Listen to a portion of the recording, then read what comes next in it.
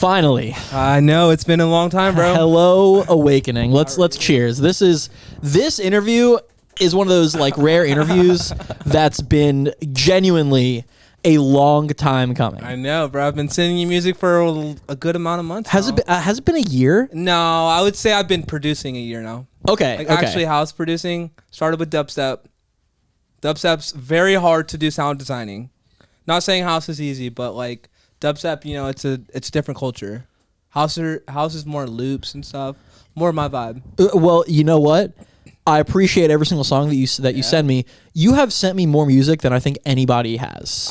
Every day, bro. Every single day. Yeah, it's great. And I listen to all of them. And if you go back into Immersive Groove, I think that you'll be able to find like Awakening songs from like probably like Immersive Groove 12 or 13. And now today I released Immersive Groove 26. Awesome. Which is wonderful. We love that. Let's go. Yeah, so for the listeners, please go and listen to that. Yeah, fire. Awakening. Yes, sir. Hello. How you doing, sir? So, give me like the bio, like the general bio of Awakening. All right. Like where are you from? How old are you? Like All what kind of music do you produce? Like give me the general bio of Awakening. Okay, so I'm Awakening. I go by Donnie. Everybody calls me Donnie or Awakening. I'm from Lakeland, Florida. Not really much in Tampa that much, like every weekend I come to Tampa, but like weekdays I stick to myself. I work on my music. Just turned 25 on Friday, so happy birthday! Let's go. Very exciting. Whoop, whoop. Yeah, so feeling a little bit older. Hold on. There we go. So I don't know. I just kind of I have homies that produce. You're a great producer, man. Well, and it's so cool to see, and it's very inspiring. Exactly. And one thing that you did that no one else has really done for me is this. I asked you, what YouTuber should I watch to make music? Oh, yeah. And don't say who you said yet. Yep. I shit you not. Every single person who I've asked that question has always just said, "Oh, just go on YouTube and search what you want." What was your answer when what was your answer when I asked you who I should watch on YouTube? Absolutely. So I'm always a big advocate of like helping people grow and learn. So like. I started out watching Zimworld, actually. Zimworld was one of my first persons I actually watched, and he kind of gave me the rundown of like kind of the idea of how to arrange. And then I kind of stumbled upon Dilby. Dilby, if you don't know who he is, look him up on YouTube. Dilby was your answer to my question. Very fire. He's very technical, and he tells you how to do it. And to make it even better, he has a Patreon where you can like, you pay $15 a month. You got to spend money to make money. I don't think it's 15. I think it's like 6. Well, for his highest, you get templates, sample packs. You get that for 6 too, don't you? I think so. Or no. So actually, you corrected me exactly. So his is $6. I signed up for another Patreon that's 15. Whose? I want to say it's like this like Belgium dude that. So pretty much what I usually do is how to melodic techno, right? And then you just kind of like go through ideas.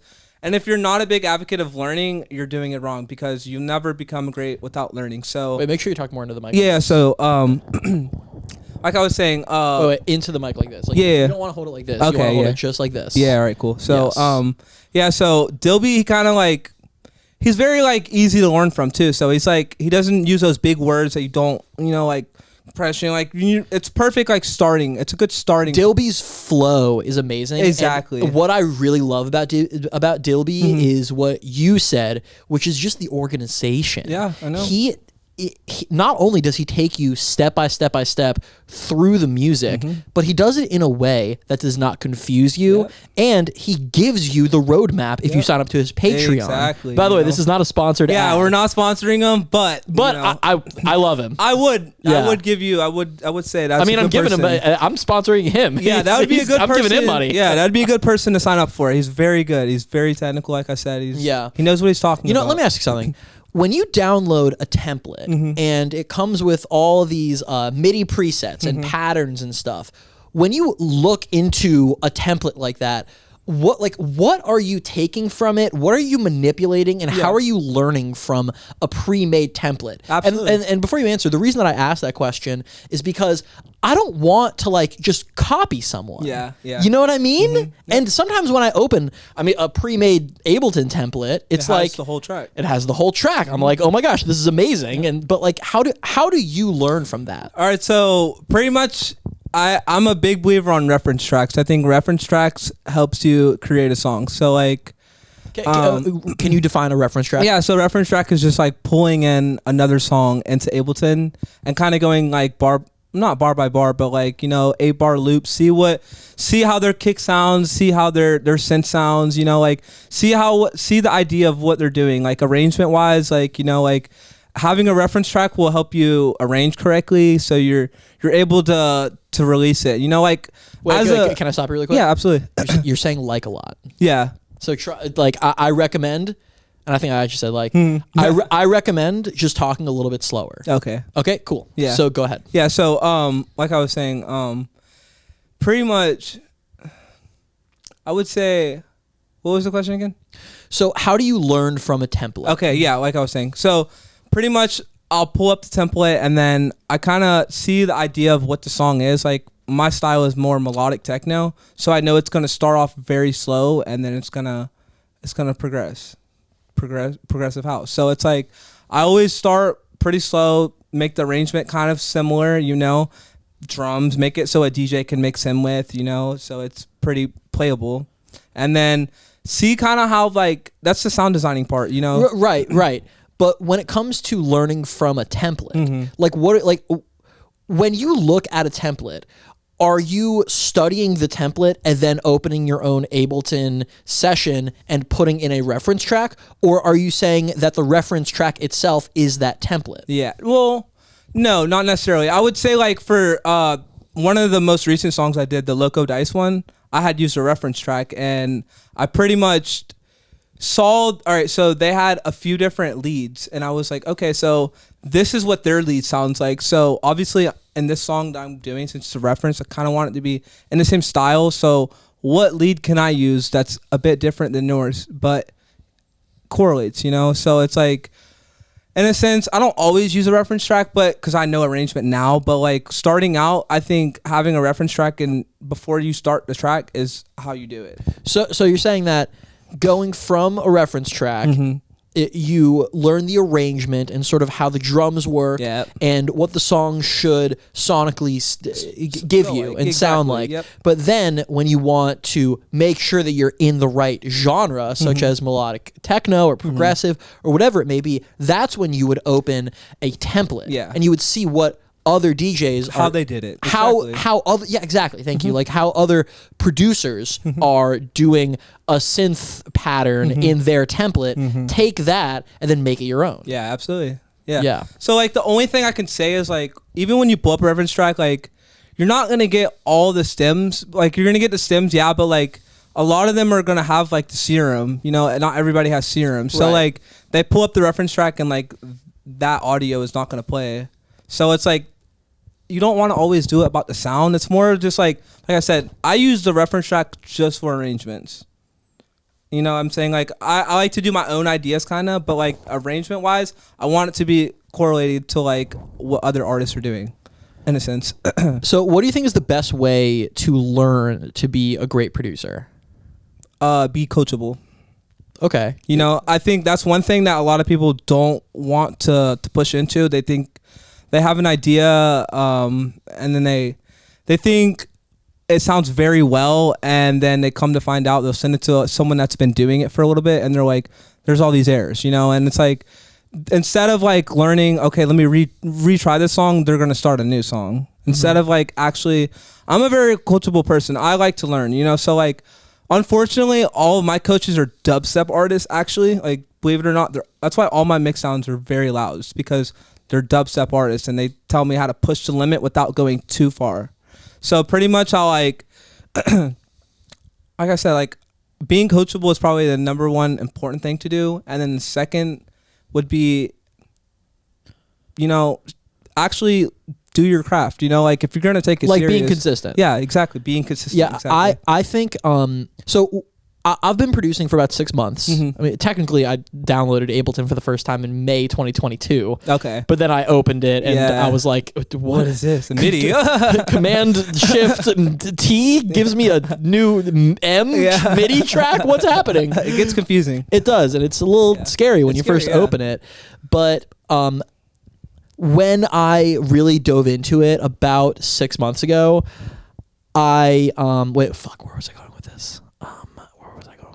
Okay, coaching and one thing that I struggle with is the balance between opening Ableton and just going for it, and making a track, and then the next day opening and going for it and making a track, just making a new one every single day, versus focusing on one for a while. Because I mean, come on, you don't want to just focus on one for a month or something. Well, I think what you just said is how you should do it, though. I think doing something repetitively, even if it doesn't come out the best, like I've sent you a bunch of tracks, and like a lot of them aren't going to be released because compared to a year ago to now, I wouldn't want to, because then it like, anytime you like drop music, you want it to be a little bit better. So I don't want to drop a bad mix down, but like I learned from it, you know, like very good ideas, but like, you know, I had to learn how to do a mix down. So it's like one thing that one of those I'm gonna do this in the future ideas that I have is making one track per week. Yeah. I feel like in a week, you know, with life getting in the way, let's say that you're able to sit in front of Ableton 3 to 4 times a week. If those sessions are all focused on one song and each session is an hour or 2 or more, you know how you get lost in Ableton. It could be like 3 or 4 hours. 5 or 6 for me, bro. Yeah, exactly. Often, bro. If after a week, that track will be great. Oh, absolutely. And after 8 or 9 weeks, that 9th or 10th week track is going to be a lot better than that first week track, just based off of what you've learned. Yeah, so I think that would just. That's just the definition of consistency. Oh, absolutely. And I think another thing is don't get discouraged. You know, like you said, like you pull up Ableton and it's just a bunch of different options you can do. So like it's scary. I think the advice I'd give is like start with a loop. You know, like that's what you do. Like you start with an 8-bar loop and then you start building your song. Yeah. And then once you have an 8-bar loop, it's house, bro. You can literally just copy and paste it and then, like I said, build the song. Yeah, one thing that I didn't realize when I first started producing was that production is basically just copy and paste on steroids. Isn't it? It's just high level copy and paste. And then making the second drop just a tad bit different than the first drop. So it's like Yeah. I mean, obviously I'm oversimplifying, but you know what I mean. Exactly. When you have 3 or 4 or 5 epic loops that are all sort of connected in certain ways, you need to expand them to create a full song. That's, you know, obviously called arrangement. Exactly. And that is just going to the Olympics for copy and paste. Exactly. You know, and it's like another thing is like don't sit on a loop too long. I'm always a big person about sitting on loops, but like if you sit on a loop for too long and then you just have like one synth and you're just like, you know, you're bouncing around. That's how I am when I'm making music. If I'm not bouncing, the song is not. It's not right. It's not my vibe. You know,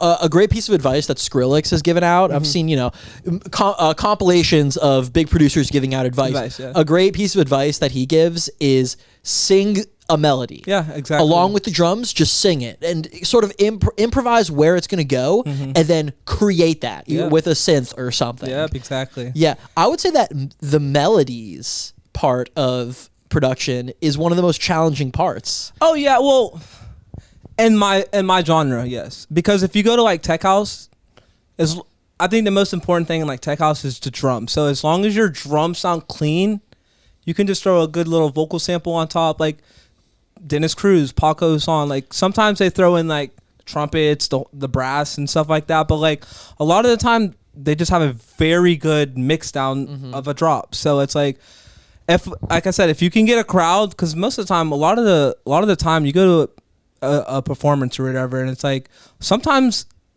the people there, that might be their first show. Well, I want to show you something. Yeah, absolutely. So speaking of amazing tech house and making sure that your drums are on point, and then just like, you know, putting a cool vocal over it. This is a track that Alan Shee sent me. Oh, he's so good. He's so good. Alan Shee is so good. He's fire. It's called Groove or Groove Cycle, and just like listen to how fat this is.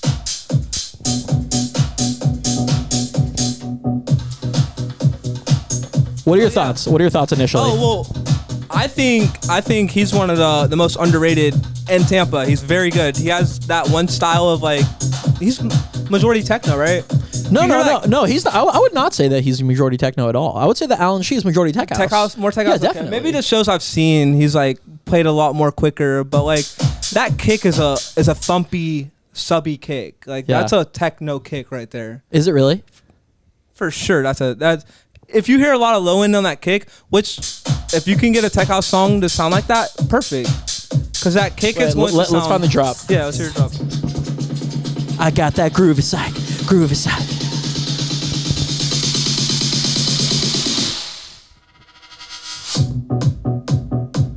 Fat. Bringing that hot back in, fire. That was Wait, very but good. where's the vocal? You don't. There it is. Oh. Fire FX too.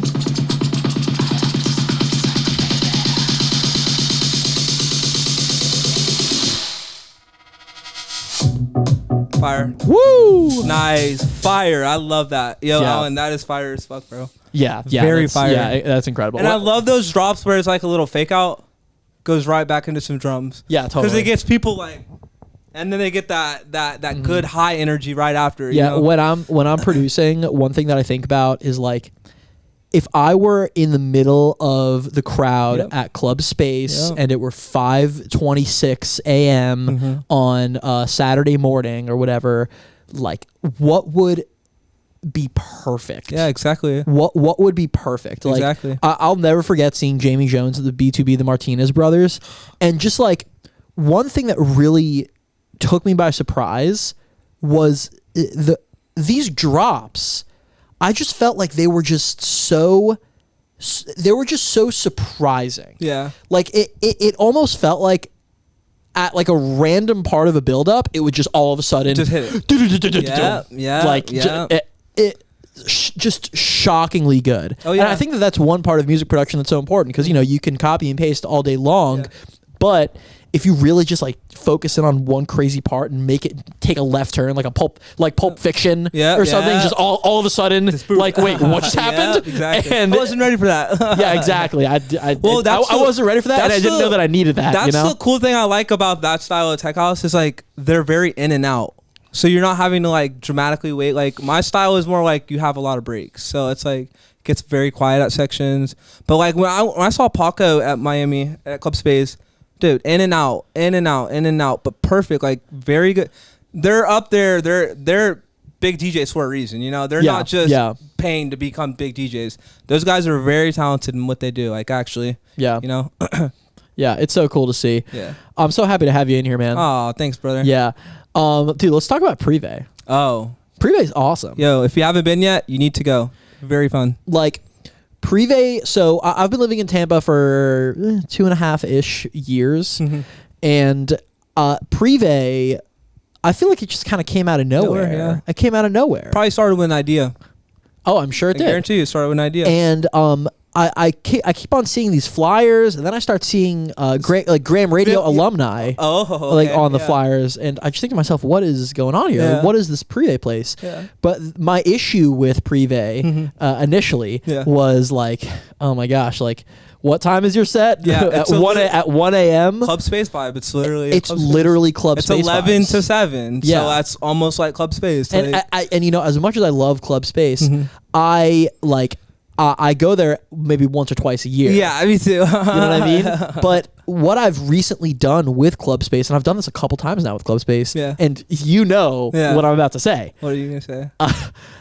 Full night of sleep beforehand. Oh, I know. You have to. It's the best. You have to, because you hits like 5 a.m., 5:30, and you're not tired, but your body's tired. So it's like, because the music's keeping you up. Yeah. But the body is just like, oh my God, I'm still up Yeah, right now. yeah. We're Just so used drained. to Tampa, like the Ritz closed at 2:30. I'm in bed by 4 Yeah. max. You know what I'm And, saying? and satisfied. Yeah, and I'm Great. satisfied. I'm cool. up cool. in the morning. I had a great time at the Ritz tonight. Bye bye. Yeah. But now we have this awesome after hours Yep. place, and that goes until the wee hours in the morning, Exactly. and then the after hours place. You'll always shout out to Diego. Exactly. Shout out to Diego with your fire setup. That is really cool, bro. Yeah. Yeah. But like I said, we should say, this dude.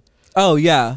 I DJ'd at Privé from 4 to 6 a.m. back to back with Makobo. Shout out Fire. Makobo. Y'all had a very good set. And after the set, I walked to my car. You know, I'm 100% sober. I have not. I literally woke up after 8 hours of sleep and showed up at the club. Yeah. And didn't drink a sip of alcohol. And I went to my car. And wait, I should say the reason that I'm getting so persnickety about my alcohol consumption, or I guess lack thereof of alcohol consumption, dude, I have been obsessed with like DUI videos on YouTube. Oh, you don't want to be caught up on it? Oh my gosh, I have watched.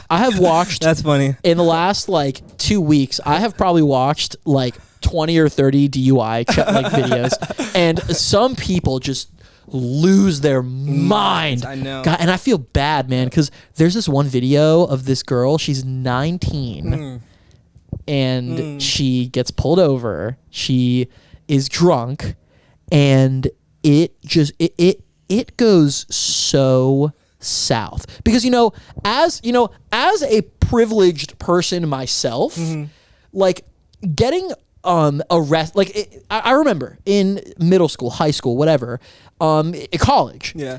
The thought of getting arrested is so foreign. Oh yeah. Like it doesn't like that could never happen to me. Yeah, absolutely. Because I grew up very privileged. A little bit more It's responsible. true. I I grew up responsible, and it's not like don't get arrested. It's just like obviously you're not going to get arrested. But people who are like grow up privileged, sometimes they do stupid things. Absolutely. Like drink and drive. Yep. So this girl was definitely that type of person who probably grew up in a double income household, and was raised privileged, which is wonderful. Another quick tangent. I feel like the thought of growing up privileged is something that some people like kind of put down. Kind of like my father has a huge business and I'm going to work for my father because like he already has it set up. People like to shit on that, but if like that's family, though, I would love to like have a family business that my entire that my and kids that's work how under. you should do it. Like if you have an opportunity to do something good, why not? Yeah, generational wealth is amazing. Exactly. Rich dad, poor dad. People. Yeah, exactly. People love to like for some reason brag about like bad things, and I feel like Yeah, it's very silly. Right. But nonetheless, getting back to this girl and her DUI. Yeah. She just because you're privileged doesn't mean that you have to act like an insane person or above the law. Or above the law, or above the law, yeah. So this girl, she gets handcuffed, and from the point of her getting handcuffed, she acts like not a human being. Oh, just obnoxious. Obnoxious, but like, get these handcuffs off of me! Get them off of me! And she's refusing to get into the cop car. They get her into the cop car. She's like trying to get out of the cop car. They keep on threatening her with the rap. That's when they like completely. It's like a one-piece suit, ain't it? Dude, it's like a freaking tortilla. Yeah. That has like the straps on it. Yeah. And they ended up rapping this 19-year-old girl. I felt so bad. Little girl, and dude, you know the worst part about that whole situation? Dude, I bet money that girl goes to like some nice college. Oh, I know. And she gets like had a bad night. That was just like the worst night of her life. Yeah. But for some people, the worst night of your life just happens to be on body cam and on YouTube forever. For everybody to see. And like tens of millions of views. Yep. And like not only that, full first and last name, government name. It's all right there. You can't do nothing about it because it's law enforcement, right? Like they're able to record. It's public record. Yep, exactly. Yeah. It's public record. That's why you be responsible and you call an Uber. Exactly. Just saying. Another like law related YouTube video that I watched, Playboy Cardi. He just got arrested with that gun, right? For was on the way to the airport. Yeah, he was on his way to the airport. And you know the coolest part about that? At no point did he say I'm Playboy Cardi. Yep. Yeah, only when he got to the station. And the dude next to him was like freaking out that's Playboy Cardi. Yeah, Playboy Cardi's still humble. Yeah, trying to be out of there. Like he's a big artist. He's not trying to be there. I would say that in the rap community, he is an A-lister. Yes, for sure. Like he is as well known As like a Drake. in the rap community as Kanye. Yeah, absolutely. Like obviously in the zeitgeist, just like in the normal like in the world, you know, my grandma knows who Kanye West is. My Yeah. grandma doesn't know who Playboi Carti is. Yeah. But every single person who goes to Rolling Loud knows who Well, Playboi no, Carti yeah, is. They're hyped for him. absolutely, yeah. Yeah. Same with Yeet. I recently learned about Yeet. I'm not a big fan of Yeet. I'm not a big fan either, but I love his like his branding. It's great. Oh, I know, right? Yeah, I know. With the Definitely good branding, but I don't know. I used to be big on rap, and it's just like rap is just took a whole 180, 360, Dude, whatever I you like. want to call it. It's just- Okay, do you know Miles? I literally couldn't even tell you top 5 rap charts right now. I literally listen to my music and then music that's on SoundCloud. Bro. That's it, Bro, okay. So show me some good rap right now. Let's go. I want to hear some. Okay, so before I press play on this song, I Uh-huh. want to give you some numbers. You Know Miles has 588,000 monthly listeners, and the song that we're about to listen to has 1,755,000 streams. Okay, ready? Yeah.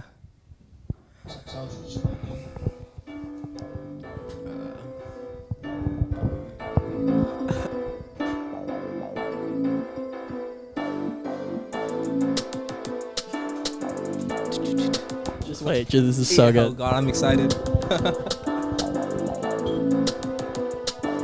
Shout out Martin Luther King. That Oh nigga had my a God. drink. All right. Wow. Fuck do you mean? Probably on the billboards too. That nigga had a drink. Martin Luther King. Hey, Martin Luther King, shout out to me, bro. If it wasn't for me, bro, I wouldn't be rapping though. If it wasn't for him, I wouldn't even be here rapping this shit, trapping this shit, stealing shit from my family and shit. Yo. Can't forget about Malcolm and Rosa Parks. I feel like we made it out the park, but it don't matter because of Martin Luther King. Yeah. That nigga had a drink. Fuck do you mean? Oh my That God. nigga had a dream. Then I started rapping, so that's what I did. Hey, shout out Martin Luther King. That nigga had a dream. But it's catchy. I'm telling you. Wait, one more. This my this one is God. called Indiana Jones. Has almost God. just under 4 million streams. I get 5,000. Like it's literally crazy.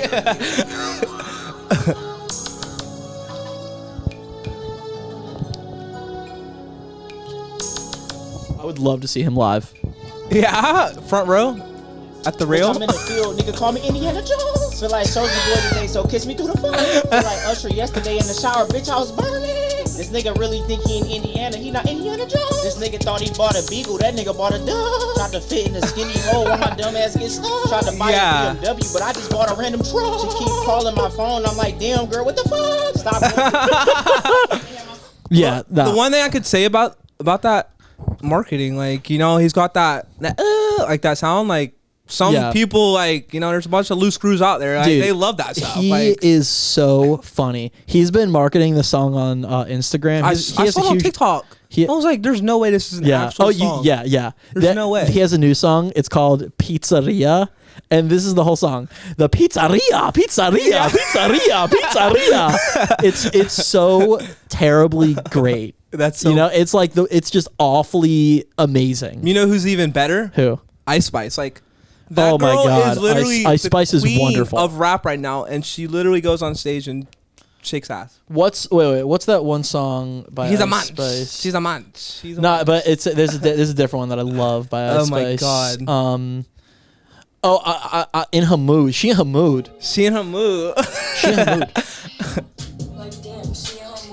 Like, Oh. yeah. I feel like we'll probably get more copyrighted by Ice But Spice. yeah, no, than Ice Yuno Spice, we Mas. love you, so don't Yeah. take us down. She We love bad. you. She in her mood. Yeah. She bad. She in her He's a mood. munch. Yeah, come on.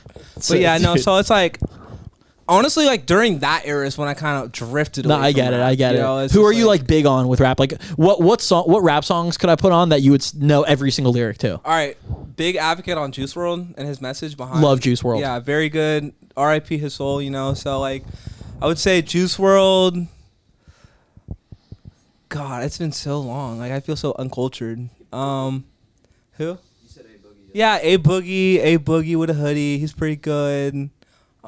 J. Cole. I like Kendrick Lamar too. I like people that actually are talking about real stuff. No, I get it. Yeah. Like, I'm not gonna But be listening. but then again, like, even though I mean, don't get me wrong, Mm-hmm. I love Kanye's rap and I love J. Cole's rap and Eminem, like they're all really saying stuff. Mm-hmm. But dude, I also love It's the melodies. I also love Lil Pump. Yeah. Oh yeah. I love Lil Gucci Pump. Gang, like they have good melodies, like they have a good hook, like something that is It's heavy. not too much to think about. That's like what correlates to house. Like Yeah. if you make something that's not too much to think about, then it's perfect. You know, like when you're in a crowd, you're not trying to be like thinking the whole time. People go there to like loosen up. So, Exactly. like, you want to be able to like place. That's why I'm always an advocate about like good drums, because like most of the people, like I go to Privé, like I know there's a good amount of people that like know their music, but like they're just there to have fun. So yeah, like, totally. And one thing that is sort of I find myself to be conflicted by is I feel like if you make a song, it should have some sort of message and it should have some sort of meaning. Yeah, absolutely. But if you're going out to party and you're going out to let loose, does it really need to have that much meaning? Exactly. I mean, look at the song that I just showed you by Alan Shee. Yeah. It's Groove. Yeah, fine. Yeah. Not too much to think about. I like the groove. And it was like I a like the nice little groove. mellowed vocal behind it, like perfect. Yeah, it's perfect. Perfect. Not too much to think about. Like Yeah. all I'm thinking about is the drums. Like very good kick actually. So it's like that's why that's another reason why I don't DJ that often. It's like my style is so hard to push it. You don't DJ that often yet. Yeah. Well, if there's a venue down here that does my style, and I know like more at St. Pete. But I think that's not the right way of looking at it. Okay. It's more like once I find the audience to listen to my music and stream my music, then venues will be reaching out to me so that I can fill up their venue. Yeah. You know? But it's like hard because like It is hard, but you know what's low key, like kind of like not that hard? Like, you know, getting booked at local places. Yeah. Like you can, and I'm not saying that it's not difficult. I'm not saying that it's not difficult. And I'm not saying that you don't have to put in the work. If you want to get booked at a big place like the Ritz or a Privé or Embert or things like that, it's not easy. It's not like snap your fingers, download Ableton, press one button, and poof, you're there. You have to put in the work. But developing an audience to come out and see you is eons harder. And you know who I think has done the best with that in Tampa? Who? And I'll name drop him. Taylor Lace. Yeah? One of the best, I think, that's come out of Tampa. Yeah. And like think about his boiler rooms. Like I went to his boiler room the other day. No big headliner. He was the headliner. Packed. Yeah, Slam packed. massively packed. Slam packed. People are very excited to see Taylor Lace. and it's Perfect great. residential DJ. Very good. He's so good. That's one person I will give kudos to. He's very, very good. Yeah, Taylor Lace definitely finds a good balance between not being in the spotlight, but like Also- being the one in the spotlight. exactly, Yeah, yeah. he really he has a very interesting approach to it that I respect and I think is cool. Yeah. And I think that you're absolutely right. You know, he's done a great job Very good. of cultivating an audience. Absolutely. Yeah. Yeah, so like, and the house community, because like I could say the same thing about dubstep. Like the Ritz, their residentials are very good. Like, you know, like even Pushman hopping on the residence, like perfect, great. perfect person to have up there. You know, brings out heads. Like, you know, that's who I'd want if I was running an event. I want someone that is a good DJ and can bring out heads. And I think that one thing that's wonderful that I've seen, and it's not like I've been in the house music community for as long as, you know, like Jason Kitchen or so, like a legend here. Yeah. I've been here for, 2.5 years, but I think it's pretty fair to say not only have I been here, but I've like Networked been over it. very like in the meat of it. Yeah, you know, exactly, I've witnessed a lot of what's been going on. One thing that I can definitely say is that a lot of really important people are promoting production. Oh, absolutely. Yeah, that is the number one piece of advice that anyone who sits here who is, successful in their own right says. Production is the most important part. And one thing that kind of bothers me is like you shouldn't produce in order to get something. Yeah, no, like absolutely. you should produce if you enjoy music and you want to produce. And that's what you want to do. Yeah. You know?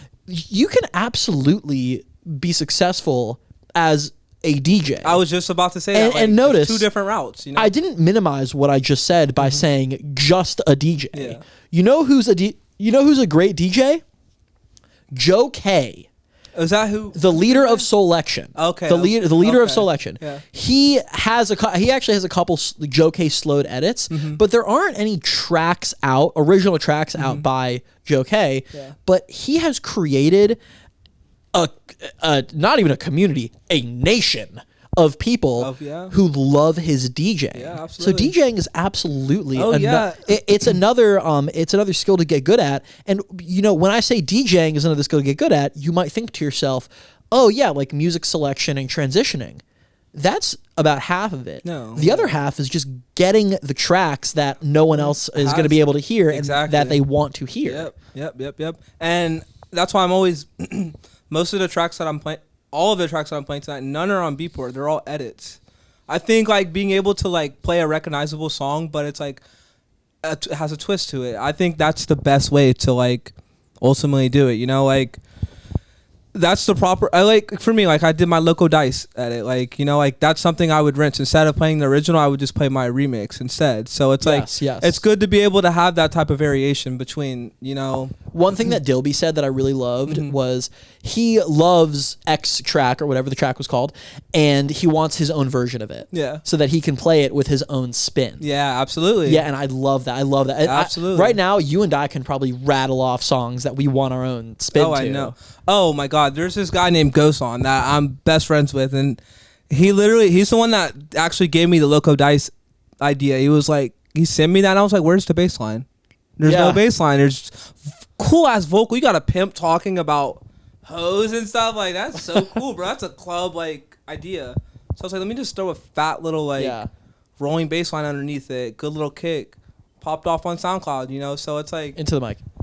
What's up? Talking. Oh yeah. So it popped off on SoundCloud, and it's like doing those little small things like that. Like all it takes is an idea. You know, like it really does. Being able to remix nothing's unremixable. You know, like you can I always think figure that it out. I think that one thing that is a common denominator when it comes to issues involving production, and I use the word issue loosely, is finding samples. Oh, I know. It's a toughie. Oh, I know. That's why sound designing is ultimately going to take you further. You know, like having drums for samples is perfect, but like you go on, like I just saw it was some dubstep artist, and he was talking about the ghost producing, and he was pretty much saying like some of these guys that are playing main stage, they couldn't even show you how to do a MIDI clip on Ableton, you know? So it's like a lot of them are just using samples. Really? And You think so? Oh, absolutely. Yeah. Absolutely. I think a lot of people. You mean like they're taking like, you know, glitchy loops and like putting it over. I'm not saying they're using other people's like sounds, but like they'll pretty much like you know, on Spice you can like look up like synth lead or something like that. Yes. They'll just use that, and they won't even like chop it or like put their own twist on it. Just drag and drop, which is like an okay if you're starting out, because that gets you like kind of like you start getting a little bit of, you know, comfortable, dude, like idea-wise. When a few months ago, when I realized that you could do that, it felt like DJ. Oh, I know, right? Absolutely. It felt like I was just using someone else's ideas. Ideas. It's pretty much like an idea. Yeah, absolutely. Yeah. Which is cool. I'm not downgrading it. I think if you have a cool little lead, run with that. You know, like that's what Spice is for. It's meant for you to use. You know, I'm not saying not to use it, but like I said, eventually you're gonna want to learn how to sound design. You know, like especially if you're like collabing with these huge artists, like they're not gonna take you extremely serious if you're like, oh, let me get a bass line, let me just type it on Spice, and most of them are making their bass lines. You know, like that's why I'm always learn YouTube. Like, well, you know, when I as I've been producing, the one concept that really confused me was just the idea of bass. Oh yeah. Because I can think of hitting a drum and I can think of strumming a guitar, but for some reason when it comes to a bass guitar and I guess playing piano, but really it's bass, that concept always just sort of confused me until I started realizing, oh, there's audio files of just bass loops. Yeah. I think that's acceptable. I think finding like a bass line is cool. But you know, I'm not gonna lie. I don't think that there's been a single track that I've released. I've only released tracks on SoundCloud, but nonetheless, I've never released a track that has a bass line that I didn't make. Yeah. I'm not saying that I wouldn't. I'm just saying that I haven't done that yet. Well, it's like this is why I'm a big advocate of like learning how to make it, is because like when you pull in samples, you're limiting yourself. You know, like you bring in that sound, it's like, okay, it kind of, because once, especially if you bring in like a lead, because once you bring in a lead, that kind of dictates the whole song. You can have whatever bass line, whatever kick, whatever drums. You bring in that little plucky synth or trumpet or brass, piano. You kind of gotta, that dictates the vibe. Like, you know, like music's emotion. So like you bring in a piano, you're gonna make it more emotional. You bring in a trumpet, more exciting. You know, like there's different ways to do it behind it. But like I think actually taking time to, that's what I'm saying, like take your time. This is a journey, you know, like saying you don't want to rush things and like just boom boom boom, I made the song, I'm ready, send it out. You know, you want to like make sure you actually took your time. What did I do differently than the last song? Like what am I, you should be progressing. You should never be going backwards or staying the same. You know, like I said, like a year ago tracks to my tracks now, completely different. Like good, just think about in 5 or 10 years. Yeah, exactly. Good ideas, but like I'm just learning the technical side of it now. It's like there's the whole technical side. There's like the learning it. There's stages. There's like the learning it, and then there's the learning the technical side of like actual like how does making it sound. How good. does exactly? There's a difference between making a really cool song and then making it sound good. Playable, because that's the ultimate goal, is to be able to get it played. And you know, sort of an interesting. I've seen YouTube videos before where they convince an artist to not really focus on sound design, just because you can pay a sound engineer to do that. Yeah, absolutely. And I think that there's such positives to that and such negatives to that. Absolutely. Well, yeah, absolutely. Yeah, like if you're engineering your own song, then I mean you can really, really make it sound exactly like the way that you want it to sound. Absolutely. Yep. Or you can just focus on curating and crafting and arranging amazing music and then pay someone else a lot of money. Pay Dilby. I think that's $300. You got the 300, hit up Dilby. But like I think that's another thing, like when you're first starting out, don't try to be, you know, top guy and just think that it sounds, send it to somebody, you know, like even if it's just to listen to, not even just to mix it down. Like most of my majority tracks, like the one with Dayton. Yeah. Shout out Dayton. Dayton, we love you, bro. Yes, we love you, bro. Come back home. I know, bro. But the song that we did, I sent it over to this dude named Silvertone. He's been getting so much recognition recently. He just got a Drop United release, So Your Mind's Dirty, Mal P edit that has like 30,000 plays on SoundCloud. Amazing. But he's been producing on FL for like 15 years now. He's like mid 30s, but like very good. So I figured why me try to mix it down when I can just pay $300 Totally. Just get it mixed and mastered professionally. You know what I'm saying? Like it's worth it. You know, it costs money to make money, bro. Yeah. Focusing on the music part of the music is very, very important. Exactly. So I'm going to pivot here a little bit. The name Awakening, where did it come from?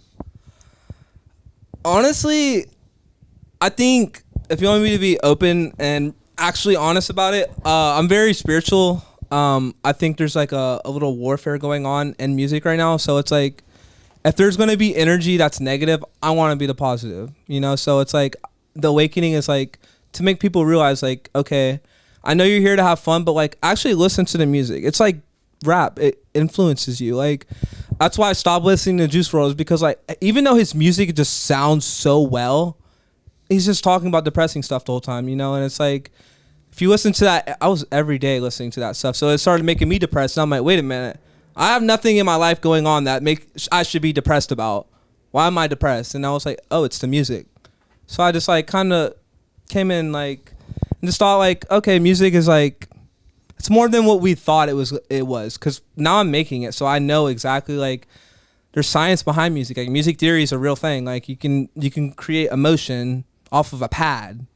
You can make someone feel sad off a pad, or you can make someone feel happy, or like Fisher, like the atmosphere, like the little leads he has, that's such a like euphoric song in a sense, but it's so lit. Like everybody loves it. It's an exciting song in a sense. So there's like music theory behind it, and so it's like I wanted to like stay with Awakening. It's hard. I also looked up on SoundCloud if there was an Awakening, and I was like, there's not an Awakening. When I looked on Spotify, there's not an Awakening. So I was like, how in the world is there not an Awakening yet? So I was like, let me just run with this, you know? Like, if I'm going to do Awakening, I want it to be more like empath with. So I want it to be like more emotional in a sense. So like that's why I make progressive. So it's like I can kind of relate to people, you know, in a sense. Like I don't use a lot of vocals. If I do, it's like a hook or something. But like I think just the music side of it is, like I said, it's pretty spiritual. So like to be woke in a sense, you know, like awakening is to be woke. So make sure people know like, okay, I'm not just dreading my ears with bad negative energy the whole night. Like that's why I stepped away from dubstep, is because like there's so much bottled up anger Totally. and dubstep that it's just like, that's not me. So Yeah. let me, First of all, that's a fantastic way to come to your name, to Awakening. So and it's a really cool name too. Yeah. And I think that your music really rings true to your name. Yeah, exactly. It definitely is ethereal. Yeah, exactly. And pivoting to dubstep being kind of angry, I would say it's angry. I would say it's very lethargic. Exactly. Like when absolutely. when I was in college and before Bass Nectar was canceled, Yeah. I mean even still sometimes I'll listen to Bass Nectar. Yeah. I'm not gonna. Yeah, I saw him at Electric Forest. He was pretty good, but like. Yeah, but nonetheless, like his music would get me through runs. Yeah, I know, right? I would have put on Diversive Spectrum, which are his mixtapes on SoundCloud. Okay, yeah. I could be butchering the name of his mixtape on SoundCloud, but whatever. And it's just like It's that perfect makes me run fast. Yeah, absolutely. Or like working out. Like my last roommate, like huge into dubstep, like huge. He's also a college wrestler, so like he's just like a not an aggressive person, but he's just like a energetic person. So like keep it to them. Like when I went to EDC, perfect example. Like I'm a big advocate of like reading the crowd, and so like when I would go to Neon Garden, you would just see the house people. Nobody like pushing each other and mosh pitting, throwing each other in a circle. Like everybody is just vibing. Totally. You go to the dubstep stage and it's just wild. People just doing crazy. Like Getting why reckless. would you do that stuff? Like and I saw a video on Twitter. It was like some explicit like video of like a girl and a guy, and I was like, I wonder what stage that's at. Oh wait, like in the crowd they were having sex? No, she was like. Oh, like giving yeah, him like yeah. So like a blow and I job? was like, yeah, exactly. So I was like, I wonder In the crowd? in the crowd at EDC, and I was like, I wonder what stage this is. It was popping on Twitter, and I was like, yeah, that's definitely dubstep. And it turns the camera, and it was like Subtronics playing or something, and I was like, yep, that's dubstep. That's insane. I know. Well, does it surprise me? Like, you go to like you've been to a camping festival, right? Yeah, many. So you know, like. I don't know, like at least Electric Forest, like I haven't been to any dubstep camping festivals. Okay. Like the camping festivals that I've been like to, Bonnaroo. I've been to Bonnaroo 3 Yeah, times. I've been to Halloween 4 times. Okay. I've been to Okeechobee 4 times. Plus other camping festivals. Yeah. So it's Great times. Highly recommend it. Oh, go for the music. If you haven't been to a camping festival, you have to experience one. Yeah. It's a big community. Yeah. It's a big. But family. my main music, I don't even know if we talked about this. Yeah. My main music isn't even house. My main music is jam band stuff. I know. Yeah. You love the guitar, bro. I know. That's my shit. Yeah, I Yeah. know. Fish, Grateful Dead. That's why I grew up. I grew up on like Red Hot Chili Peppers and Nice. like Dave Matthews Band and like all the old stuff like that, like Sublime, all that. You know. So like that's where I kind of get my like plugs and like just like kind of ideas of like leads and stuff like that. I get that from like old song ideas, and I'm like, oh, that would sound cool as like a plug or something, or it's I definitely have a lot of issues trying to incorporate guitar into my music because it's tough. Oh, I know. I did not think it's a lot easier to incorporate piano. Oh, But absolutely. there's something about just guitar and house music that finding a way to mix the two has just been a task. So you know what? That I don't even know how. Absolutely. I don't think I'm very close to figuring it out yet. Yeah. Yeah, because I don't want to just throw in a very short like little solo before a drop, even though I'm sure that I'll figure that out that's too. what I was great. just about to say. Like sometimes that's what it is. It's like sometimes they just keep it for like the breakdowns. Yeah, but I just like You want it to be playing during that baseline kick, everything. I want it to be part of the melody. Yeah, absolutely. I want it, but I've tried so many things and I'm just not there yet. Yeah. I've gotten sort of close, but probably not really. Yeah. You know, Are you doing like live, like recording and then live playing on the guitar, or are you doing MIDI? the way that I'm playing live. Okay, Like yeah. the way that I have it set up, I have my multi-pedal, which is right there, Yeah. the ME80. Okay. And that's connected directly into Ableton. Okay, yeah. And I play my guitar. My guitar is obviously connected to the multi-pedal. I play it directly into Ableton, just on an audio track that gets recorded. And there's your answer. Yeah. Like I do that, and then I'll layer it in certain ways. Your boom, boom, boom, boom. So you start with the melody first with the guitar. No, sorry, I should have clarified. I start with the drums. Okay, cool, I always start with the drums and usually the bass. Yeah. But sometimes I'll totally change the bass just based off of the melody that I create with the guitar. Exactly. Yeah. Yeah.